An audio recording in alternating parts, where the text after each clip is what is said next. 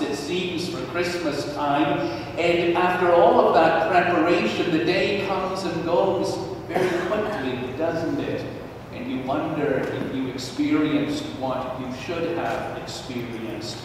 And all over your house there are those strange reminders of moments of celebration that are now just memories.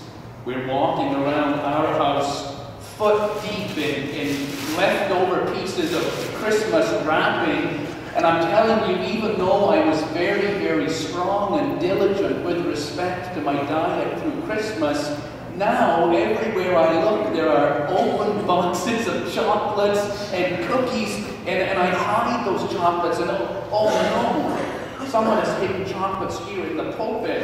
And so now I have to think, what do I want? A regular milk chocolate Lindor, or one of the hazelnut Lindors, or a dark chocolate Lindor? And I look at them, and something within me says, Mark, if you eat one more of those things, I'm telling you, I will never want chocolate again for as long as I live. Although by lunchtime, I may just be hungry once again. All this incredible build-up, and now sort of just the remains of the day sitting around. And I wonder to myself, did we experience what we were supposed to experience? Did we have Christmas in the way that God meant us to have it? There's nothing else that we build up for so much as Christmas. And even if you say to yourself, I'm not going to get worked up about it, it's awfully hard. Because you know that back in September, the signs of Christmas begin to appear. And certainly once Halloween is finished with, we are in full-out Christmas preparation. When you prepare that much for something, it is as if you are expecting something to happen that's so spectacular, it's absolutely going to turn your life around and change everything.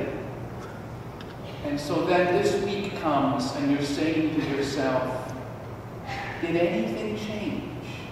Is anything different? And I hope that it is. I want to tell you a story about somebody else who was preparing for a great event, somebody who had prepared for even longer than you and I, and that is Simeon, the old man who Mary and Joseph met in the temple in Jerusalem when they went there with the baby Jesus 40 days after Jesus was born.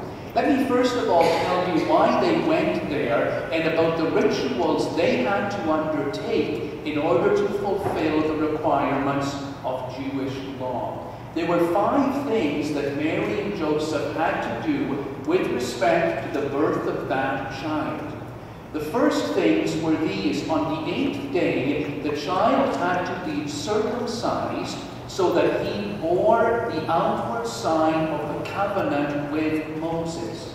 And on that same day, the second ritual had to be done. The child had to be named, and his name had to be something significant about his life. Of course, this little baby should have been called Joseph, but he was not, because the angel Gabriel had said to Mary and Joseph, do not call him after his father, instead call him Jesus, which means Savior, Messiah. In just the same way that Gabriel told Elizabeth and Zechariah that their little boy had to be called John rather than Zechariah like the father. So Mary and Joseph had Jesus circumcised. They had given him the name Jesus. Now 3 rituals were left, all to be carried out on the 40th day of the little boy's life. First of all, Mary had to undergo the ritual of purification. Childbirth meant that the woman was unclean. Now there are clearly some strange, oppressive and sexist views with respect to childbirth there, but at the time that's how it was. So they went to the temple so that Mary could be purified once again and live in association with the people around her. The last 2 rituals were specifically for the child. First of all, the child had to be dedicated to the service of God. The firstborn son was always given to God. So they took Jesus to dedicate him. And the last thing was they had to pay a sacrifice for him, because it was clearly understood that this first child belonged to God. And if you wanted to keep the child for yourself, you had to pay God. And the price for one firstborn male child was 1 lamb. But of course, Mary and Joseph were not wealthy. They didn't have a lamb. So thankfully, there was provision in the law that if a family was very poor, rather than giving a lamb as the sacrifice for the child, they could give 2 pigeons.